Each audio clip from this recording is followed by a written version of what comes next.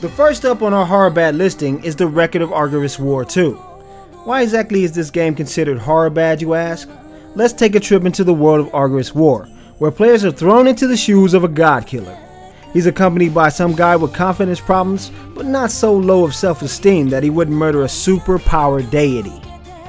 The two of them slay the god and a burst of white light engulfs the world. The hero is mystically found by a magical healer who just takes in any strays she gets. Oh, and did I forget to mention that this guy has a case of the forget-it-alls? That's exactly right. He's become an amnesiac and doesn't know what he's done. It takes an incredibly rude woman to appear and try to convince him he is, of course, a god killer.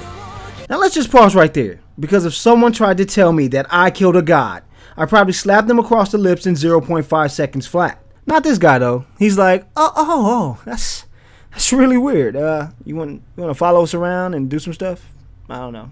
Maybe we can hang out.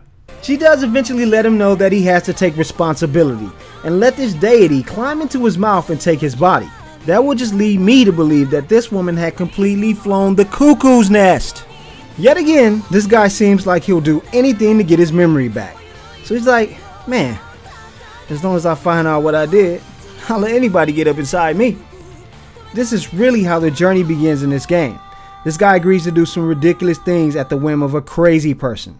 The only remaining hope would be that this game has some kind of extraordinary mechanics. Nope! Agarest War's combat consists of mashing a variety of buttons after breaking an enemy's guard. I wish this was a joke. The tutorial literally just makes you press some buttons and says, hey, don't stand in an enemy zone.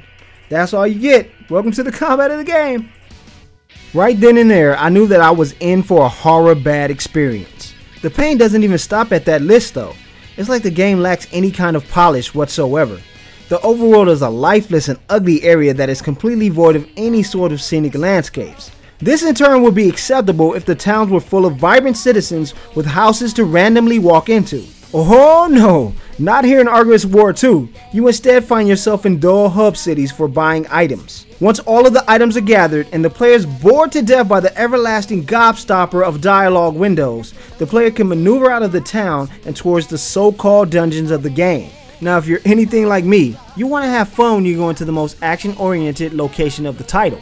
I'm looking for the Legend of Zelda or some fun Persona-style dungeon crawling at the least. Not in Agarest War 2, you get another hub that leads you to single battles in the same area. Oh, this would be cool if it was Final Fantasy Tactics or something, but the combat remains the same throughout the entire game, and we already established that this is bad. Even the boss battles are exactly the same type of battle. You push the button constantly and you win. Now since I established that this game was already boring and generic, and if I continue to play it I would have to lock myself away in an insane asylum, I decided to continue onward and play another game.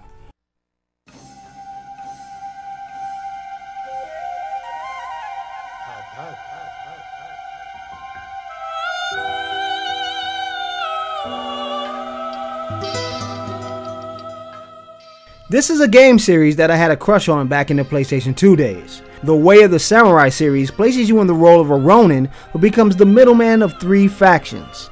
These factions never vary in any of the games in the series. There will always be the rebellious faction who can't stand how the people are being treated, the police faction that always has this really cool officer, but the rest of the police are usually dicks. And last but certainly not least, you have the townie faction. This faction also has something to do with someone who is inherently good and must be protected by the super strong samurai. The Ronin you portray can run around town and get involved in these factions, or discover new situations to get involved in. This can lead to a variety of endings, since the game usually has 10 plus for you to discover. You can also just run about town stabbing people in the stomach, or spend your time building up a sword that can one-hit kill strong enemies in one fell swoop. I love this kind of gameplay, but after Way of the Samurai 2, the games became stagnant and stopped advancing themselves. Way of the Samurai 3 came out on the PlayStation 3 and Xbox 360. It featured almost zero changes from Way of the Samurai 2. It was more of the same stuff we already played, and the graphics really didn't get any better. That's not to say that it stopped me from playing the game. I forgave it and would have given it a C- due to my love of the series. Way of the Samurai 4, however. Now this game, I just can't forgive.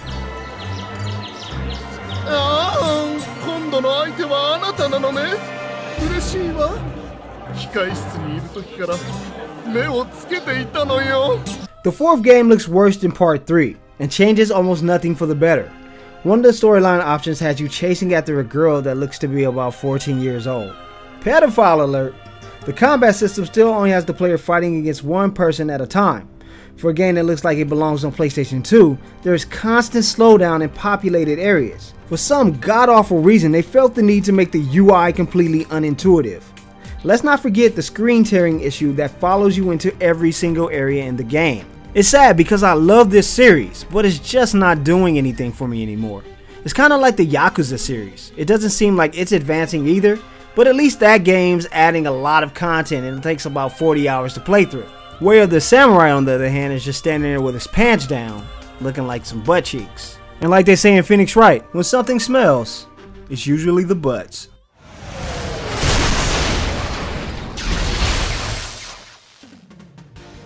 Finally, we are graced with Double Dragon Neon. The world shines just as brightly as the name depicts. The larger-than-life graphics are quite impressive for a two-dimensional game. The action is silky smooth and the backdrops are just as captivating as a shooter of the same ilk. Some cheesy voices are littered throughout the game, with the main villain doing his best Monarch impression. I'm your worst nightmare! Go The soundtrack is where the true impact from Neon lies. The OST remixes classic tracks from the original, with some hair metal influenced songs to match each new area and skill learned. It's absolutely heartbreaking that the fighting is where this title falls flat on its face. Don't get me wrong, I'm not calling the game complete trash or anything. I just don't feel like it even competes with any of the previous Double Dragon titles barring 3. The characters that the players control are far too slow in comparison to the animations on screen. Neon is a side-scrolling brawler that wants to be a Contra-style shooter, but it's much too confused to determine which genre it's actually going for. Combat is unexpectedly plotting from the very start of the game. Billy and Jimmy Lee never seem to become faster strikers, but in each level the enemies become more agile. So players have to employ traditional 2D tactics, but the enemies can do whatever they want. The bosses and regular scoundrels you face will become invincible on certain moves. In conclusion, 2 of these titles are $40 downloads. $40 for games that are extremely bug-filled and upscale versions of PlayStation 2 games. I wouldn't even complain if these games came out for like $20, because that's something I could appreciate. I would literally say, oh man, these games are going to be full of bugs for about $20.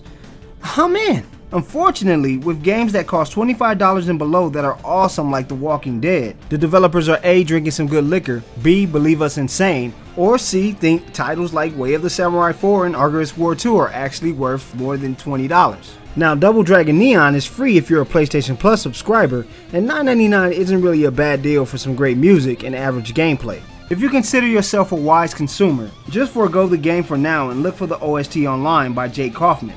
Not all of these games necessarily earned the title Horribad, but 2 out of 3 is damn good enough. For more reviews and opinion pieces, visit GeekCitadel.com, the official home of half-assed gaming reviews. Subscribe to our YouTube channel and leave a comment on the webpage. We'd love to hear what you have to say. Thanks for watching, and see you next time.